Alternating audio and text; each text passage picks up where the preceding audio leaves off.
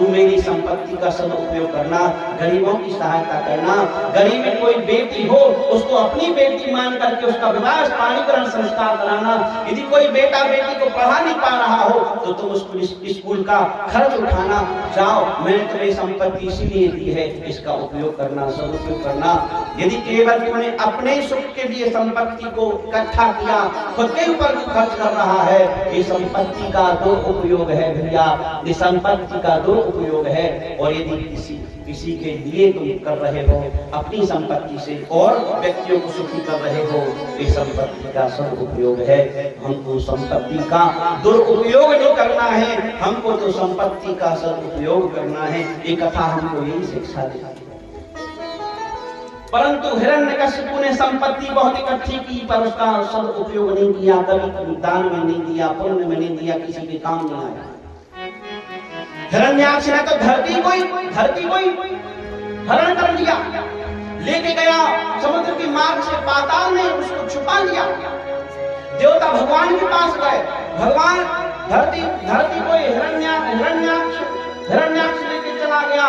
भगवान ने कहा तुम चिंता नहीं करो, तुम चिंता नहीं करो। और हुआ ये क्या कि ब्रह्मा जी की नासिका की दाई नासिका के छिद्र से भगवान बारह नारायण प्रकट हो जाते हैं। बोलो बारह नारायण भगवान की जय। और प्रकट होकर के सीधे समुद्र के मार्ग से और पाताल में जहाँ उसने पृथ्वी को छिपा करके रखा था उस हिरण्याक्ष ने, और बारह नारायण वहां पर पहुंच जाते हैं। पृथ्वी को लिया अपने सीखों पर, सीख दांत से उन पर स्थापित किया, कंदुक की तरह, गेंद की तरह पृथ्वी के लिए रखा और लेकर के चले आ रहे थे। यहाँ से हिरण्याक्ष चला जा रहा था। क्यों? कौन हो तुम? ये कहाँ लेके जा रहे हो? हमारी पृथ्वी है, पृथ्वी मेरी है, ये मेरी पृथ्वी है, मैं इसका मालिक हूँ, ये मुझे चाहिए, तू लेके कहाँ जा रहा है? भगवान बारह नारायण कहते हैं अरे मूर्ख, क्या कहता है कि पृथ्वी मेरी है? अरे ये पृथ्वी मेरी है।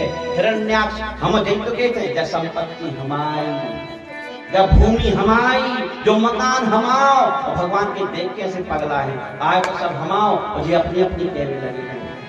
सब कहते हैं मेरी मेरी, सब कहते हैं। देखो पिलाट ले तपन 70 बाई 70 50 प्लाट के थे, फिर एक तख्ती बनाई जात है, वो पहले फलाने भैया और भूस्वामी लिख दे, भूस्वामी फलाने भैया मोबाइल नंबर, वो तख्ती वो प्लाट में ऐसे लगा दिया। ये धरती हमारी माँ है, और पिता है वो परमेश्वर, और उसी की पत्नी है धरती माता। विष्णु पत्नी नमस्तुभ्यं पाद स्पर्शम क्षमस्व। हे पृथ्वी माता को हम कहते हैं विष्णु पत्नी नमस्तुभ्यं। ये विष्णु पत्नी माँ पृथ्वी आपके ऊपर अब हम प्रातःकाल ये चरण रखने वाले हैं, इसलिए हे पृथ्वी माता आप मेरी माँ की समान हो, इसलिए हम आप पर ये चरण स्पर्श कराएं, उसके लिए आप हमें क्षमा कर देना। जैसे माँ अपने बेटे को गोदी में ले लेती है और वो बेटा पैपान करते वक्ष से पैपान करते हुए और वो छोटे छोटे नन्हे नन्हे चरण अपनी माँ की छाती को मारता है, प्रताड़ित करता है, और माँ उस पर क्रोध नहीं करती है। ऐसे ही हे धरती माता, हे पृथ्वी माता, हे विष्णु पत्नी, हम आपके ऊपर एक चरण रखेंगे तो आप उस नन्हे से बालक के समान हमें भी क्षमा करते रहना। ये प्रार्थना की जाती है पृथ्वी माता से। और ये हिरण्याक्ष कह रहा है कि मैं इसका स्वामी हूँ, ये मेरी। तो स्वामी कैसे हो सकता है? स्वामी तो केवल जगदीश स्वामी है, बाकी कोई स्वामी नहीं। सब सेवक है, सब दास है, सब पुत्र है, सब संतान है। भगवान ने कहा ये मेरी है, वो कहता है ये मेरी है। तो सब कहते हैं मेरी मेरी, सब कहते हैं मेरी मेरी, वसुधा काहू की ना भई रे। सब कहते हैं मेरी मेरी, ये धरती किसी की नहीं हो पाई। कई आए और कई चले गए, धरती जयंती नहीं है, बताओ को संग लेके गो न कोई ले जाएगा। धरती पड़ी रहती है, व्यक्ति चला जाता है, छाती पीटता रह जाता है, मेरी है मेरी है मेरी है, और धरती में राख बन के उड़ जाता है। धरती किसी की नहीं होती, धरती तो भगवान की है बस। एक बार धरती माता और शेष नाग जी दोनों बैठे थे, चर्चा कर रहे थे। धरती माता और बच के गए, बच जाएंगे जितनी बच जाए।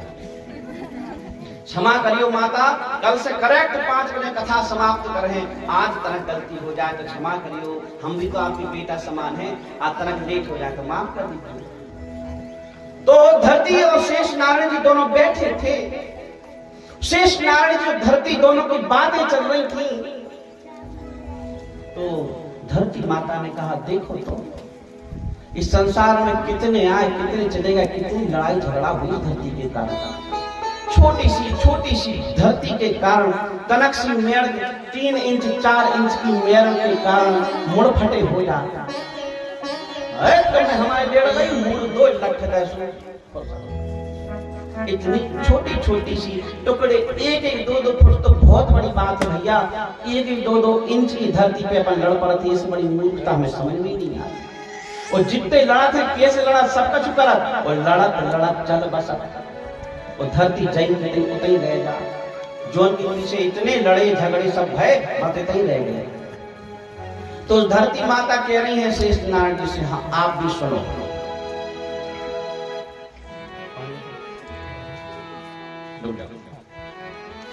कि सतयुग आदि के महीप प्रिय व्रत भय। सुनना ध्यान से, धरती माता शेष जी से कह रही है कि सतयुग आदि के महीप प्रिय व्रत भय, और जिनके चक्रण से समुद्र सात हुए गए। प्रिय व्रत जो राजा थे, सारी धरती पर उनका राज्य था, सारी धरती उनकी थी, 7 समुद्रों पर उनका अधिकार, 7 समुद्र बन गए। तो सतयुग आदि के महीप प्रिय व्रत भय, जिनके चक्रण से समुद्र सात हुए गए। तो ताके कृतारथ को अवतार लियो रामचंद्र, ताके कृतारथ को अवतार लियो रामचंद्र, और रावण के बाण रामचंद्र जूबते गए।